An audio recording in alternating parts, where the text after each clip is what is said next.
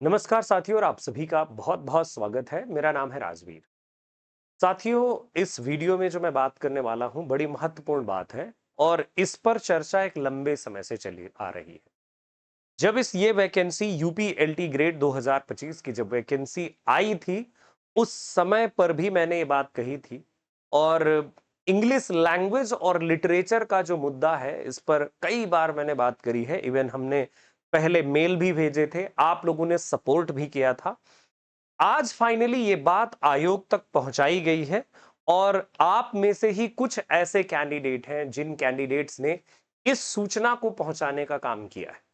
कई सारे कैंडिडेट, जिनमें से एक कैंडिडेट मेरे कांटेक्ट में रहे और उन्होंने ये सारी बातें मुझे शेयर करी।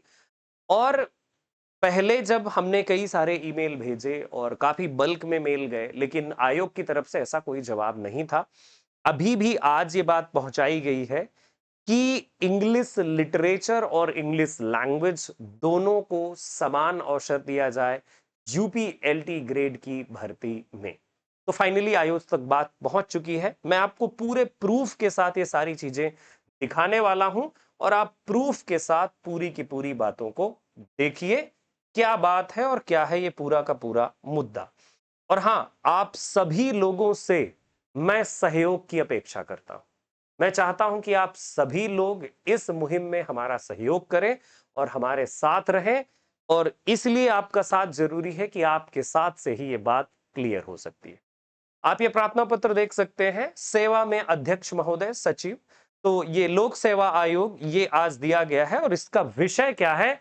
तो विषय यही है कि यूपी एलटी ग्रेड शिक्षक जो भर्ती है, उसमें इंग्लिश लैंग्वेज यानी जिनके सिर्फ इंग्लिश लिखा हुआ है, इंग्लिश लैंग्वेज और इंग्लिश लिटरेचर दोनों को योग्य घोषित किया जाए। और क्योंकि उसमें एलिजिबिलिटी क्राइटेरिया में इंग्लिश लिटरेचर लिखा हुआ है, तो इंग्लिश लैंग्वेज और लिटरेचर दोनों को, क्योंकि देखिए जो सिलेबस है यूपी एलटी ग्रेड का, उसमें लिटरेचर भी है और लैंग्वेज भी है, जीके जीएस भी है। अब इंग्लिश लैंग्वेज और लिटरेचर है, तो लैंग्वेज वाले आप ही मुझे बताएं कि कैसे वो अयोग्य हो सकते हैं और लिटरेचर वाले भी कैसे अयोग्य हो सकते हैं, यानी दोनों योग्य हैं। कुल मिलाकर के इस पूरे के पूरे प्रार्थना पत्र में इसी बात का जिक्र किया गया है कि बहुत सारे ऐसे विश्वविद्यालय हैं जो इंग्लिश लैंग्वेज यानी कुछ लिटरेचर पढ़ाते हैं, कुछ लैंग्वेज उनकी, और कुछ लिटरेचर भी पढ़ाते हैं लेकिन इंग्लिश बस उनकी मार्कशीट में लिखा रहता है। तो उन सारी बातों को यहां पर मेंशन किया गया है। देख सकते हैं आप कि मार्कशीट में इंग्लिश या इंग्लिश लैंग्वेज अंकित किया गया है और इससे बड़ी भ्रम की स्थिति पैदा हो जाती है। अच्छा, जो कैंडिडेट्स अभी तक, जिन लोगों ने फॉर्म नहीं भरे हुए हैं, उनका सिर्फ इंग्लिश लिखा हुआ है, तो मैं तो निवेदन करूंगा कि थोड़ी बहुत जो फी लगनी है उससे आप फॉर्म भर दीजिए, क्योंकि आने वाले समय में उम्मीद हो सकती है कि ये अगर सुधार हो गया तो आप सभी को भी मौका डेफिनेटली मिल जाएगा। तो यानी लिटरेचर वाले जो छात्र हैं, सिर्फ उन्हीं को योग्य बताना, ये तो मामला गड़बड़ हो गया। अच्छा, यहां पर पाठ्यक्रम की भी बड़ी समानता है। इस एप्लीकेशन में साफ साफ ये मेंशन किया गया है कि भाई इंग्लिश लैंग्वेज और इंग्लिश लिटरेचर का मैटर। जैसे लिटरेचर जो पढ़ते हैं वो prose, poetry, drama, history, fiction, non fiction, ये सारी चीजें पढ़ते हैं। और जो लैंग्वेज वाले कैंडिडेट हैं वो grammar, phonetics, composition, history of English language, इसके साथ साथ कुछ उसी में से लैंग्वेज थ्रू लिटरेचर, ये तमाम सारी चीजें पढ़ते हैं। अब सिलेबस का पार्ट लिटरेचर और लैंग्वेज दोनों है, तो दोनों को वैलिड माना जाना चाहिए। प्रार्थना पत्र में साफ साफ ये मेंशन कर दिया गया है।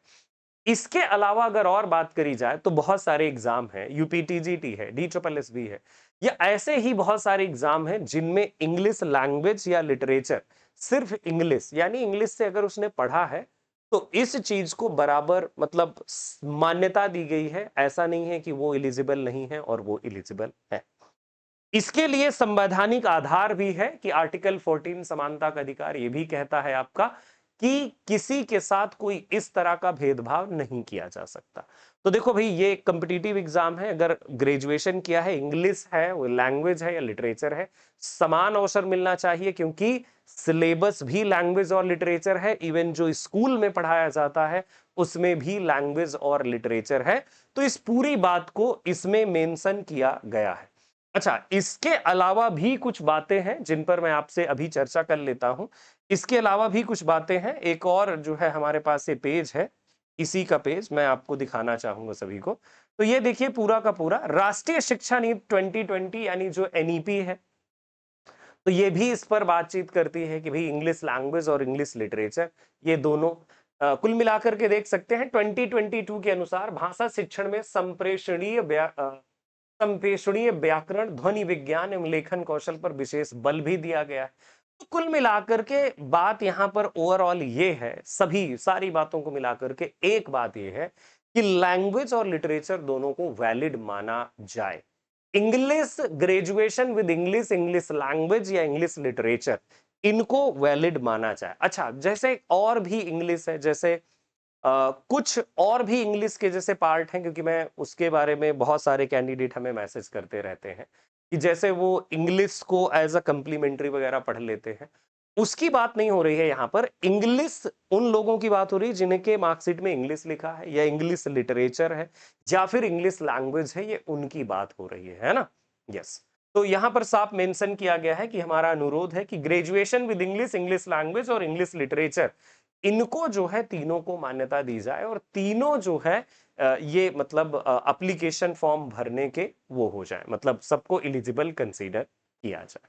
और ये स्पष्टीकरण जल्दी ही किसी नोटिफिकेशन के थ्रू क्लियर किया जाए सो दैट कि सारे कैंडिडेट फॉर्म भर सके। यहाँ पर सारे जो प्रार्थी हैं, जिन प्रार्थियों ने ये एप्लीकेशन दिया है, उनमें से आशीष कुमार, ये सरोज है, इन्होंने कांटेक्ट किया। इसके अलावा भी जो कैंडिडेट है, सारे कैंडिडेट पहुंचे थे और उन्होंने दिया है। उम्मीद है कि इसका कोई पॉजिटिव रिजल्ट हमें मिले, और अगर पॉजिटिव रिजल्ट मिलता है तो फिर बहुत अच्छी बात है। देखिए, सोमेश कुमार यादव है, मंजीत है, संतोष है, आशीष कुमार, अशोक, ये तमाम सारे जो कैंडिडेट हैं, सारे कैंडिडेट्स यहाँ पर आयोग पर गए और इन्होंने इस पर एक ज्ञापन दिया हुआ।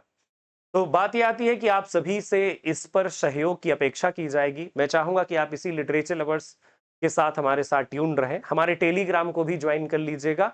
कोई भी अगर जो भी कैंडिडेट, जो लोग अभी जैसे इंग्लिश बस है उनका और वो फॉर्म नहीं भर पाए, तो उनसे मैं तो रिक्वेस्ट करूंगा कि आप फॉर्म भर लीजिए, बेटर रहेगा आपके लिए। और जब भी आपसे आपके किसी भी सहयोग की जरूरत होगी, तो मैं आपको इसी यूट्यूब चैनल के थ्रू, टेलीग्राम चैनल के थ्रू आप तक मैं सूचनाएं जरूर शेयर करूंगा। तो मेरे साथ आप बने जरूर रहिएगा। बहुत बहुत धन्यवाद। और ये देखिए 26/8/2025 यानी आज के दिन ही एप्लीकेशन दिया गया। तो उम्मीद करते हैं कि भाई कोई पॉजिटिव रिजल्ट आ जाए। अगर पॉजिटिव रिजल्ट आ जाता है तो ये बहुत ही अच्छी बात होगी, एक बहुत बड़ी खुशखबरी होगी सारे कैंडिडेट्स के लिए। जो लोग इसमें अभी तक पार्टिसिपेट नहीं कर पा रहे थे इस वैकेंसी में, तो वो भी एटलीस्ट एलिजिबल होंगे और उनको भी मौका मिलेगा एटलीस्ट परीक्षा देने का और अपने जो भी उन्होंने पढ़ा है उसके लिए कोशिश करने का। बहुत बहुत धन्यवाद। चलिए मिलते हैं फिर से अगले वीडियोज में। तब तक के लिए नमस्कार, जय हिंद, जय भारत, अपना ख्याल रखिएगा।